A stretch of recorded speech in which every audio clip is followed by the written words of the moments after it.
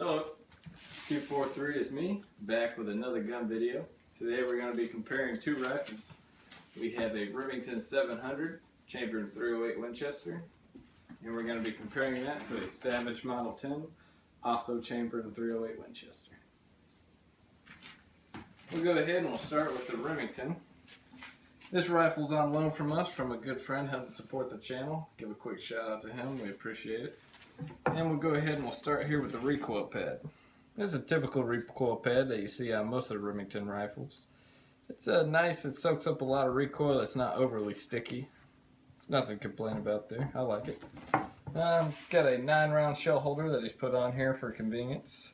It's not a bag one or anything like that, it's nothing fancy, but it is convenient for going to the range and plinking, and it just looks cool.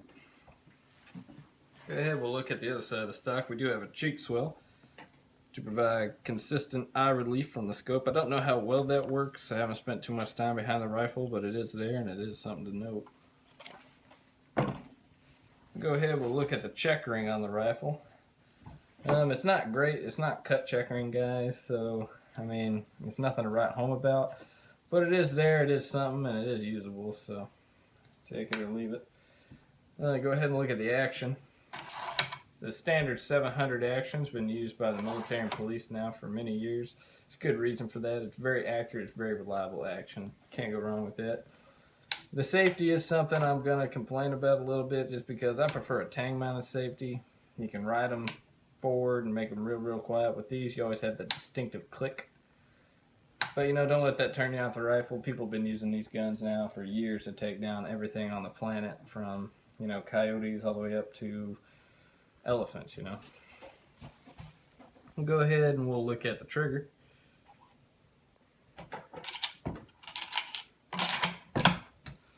The trigger guard is polymer, but you know, like I said, these rifles are a lot of accessories for this rifle, so if that bothers you, you can change that out, no problem. You can find aftermarket parts for these all over the place. We'll go ahead, we'll pull it. Probably help if I put it on fire.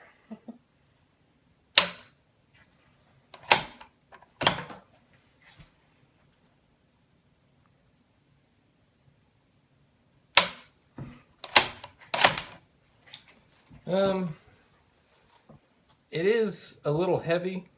I like my trigger pull to be a little bit lighter than that, but it does break very clean, and there's really no over travel. So even with it being as heavy as it is, you know, you can definitely get used to that. No problem putting holes through holes downrange. We'll go ahead and we'll look at the magazine. It is a 5-round internal magazine. There is no floor hinge plate and no drop-free magazine. This is the ADL model, so if that bothers you, like I said before, plenty of aftermarket stocks for these rifles. You can pick them up pretty cheap and pretty much anywhere you go. That's one of the great things about the 700 series. We'll go ahead and we'll look at the optic on the rifle. This is a Nikon 3x9x40 Buckmaster Series 2 with the BDC reticle. If you guys watched my last two videos, which I highly recommend you do, you're going to know that I'm a big fan of this scope. We'll go ahead and we'll move down here to the front of the rifle.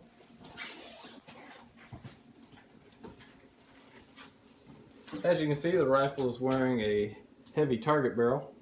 Very nice for long strings of consistent firing. Keeps you from getting that vertical string. It's very nice for just bench resting, putting holes through holes at a couple hundred yards. One of the downsides of this is I went ahead and I weighed the rifle. This is 15 pounds unloaded. That includes the bipod, the sling, the scope, everything you see here. Guys, that's heavy. That's very heavy. If you're going to be doing any kind of hunting with this, especially elk or something where you're going to have to go into the mountains, you're not going to be carrying this around all day. It's going to get heavy really fast.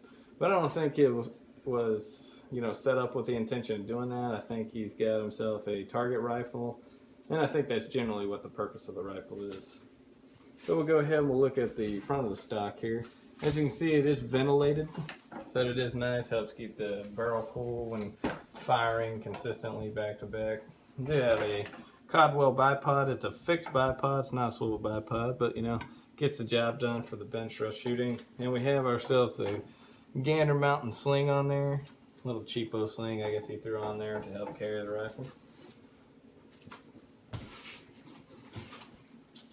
Alright, we'll move over here to the Savage. This is my personal rifle. We'll move over here to the recoil pad. The recoil pad that came on the gun was not great. I went ahead and threw the Slim Saber recoil pad on here. It says it's supposed to reduce recoil up to 70%. That's about right.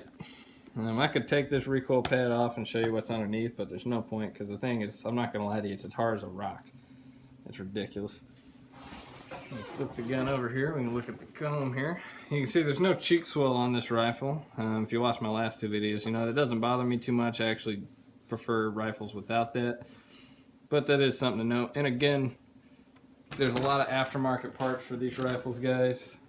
If that bothers you, you can get a stock, all that stuff. Relatively cheap, just like the 700. We'll move forward to the Checkering here. Same thing with like the Remington. It's definitely nothing to write home about, but it is there. It does help. Again, it's not cut checkering. It's nothing fancy, but you get what you get. We'll go ahead. We'll look at the safety. As you can see, we have a tang-mounted 3-position safety, which is the type I prefer. All the way back, locks the trigger and the bolt. Half forward, locks the trigger, allows you to work the bolt. All the way forward, allows you to work the bolt and fire the rifle. We'll go ahead and we'll pull the trigger.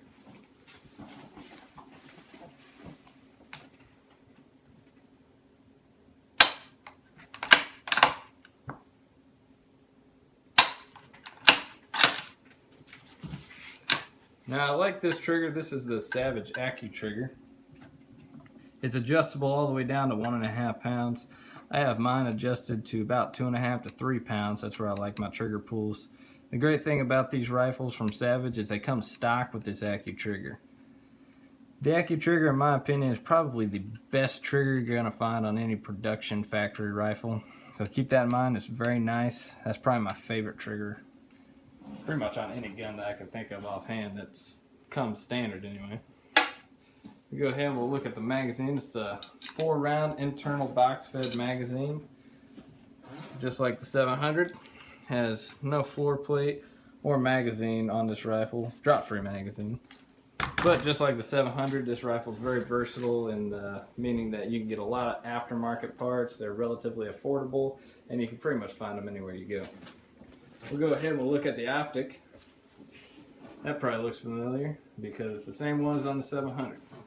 It's a Nikon 3x9x40 Buckmaster 2 with the BDC reticle. Like I said, guys, you can pick these up on Amazon for about $120. That's just a great deal. I mean, is it the best rifle scope in the world? No. But for the money you're paying and what you're getting, it's very nice. We'll go ahead and we'll do a separate review of that rifle scope in a later video. We'll move down here to the front of the rifle. As you can see on this rifle, it just has the standard sporter barrel. That's actually what I prefer. I have a target rifle with a heavy barrel. I bought this rifle with the intention of using it as a hunting rifle. And I wanted something that was lightweight, that I could carry in and out, go up and down hills, over mountains, you know, whatever need to be done. That's why I went with this versus a heavy barrel. I prefer it that way. Most of my rifles are going to be used for hunting versus target shooting like that rifle. So that is something to note when we're comparing the two. This rifle barrel is a 1 in 10 twist. It's 22 inches long. Even with the sporter barrel that came on this rifle, it's still very accurate. I hand load a 168 grain Burger, and it's holes through holes at 100 yards. No joke. Great rifle here. We'll go ahead and we'll look at the stock, forward stock on the rifle. Both these rifles, by the way, have completely free-floated barrels.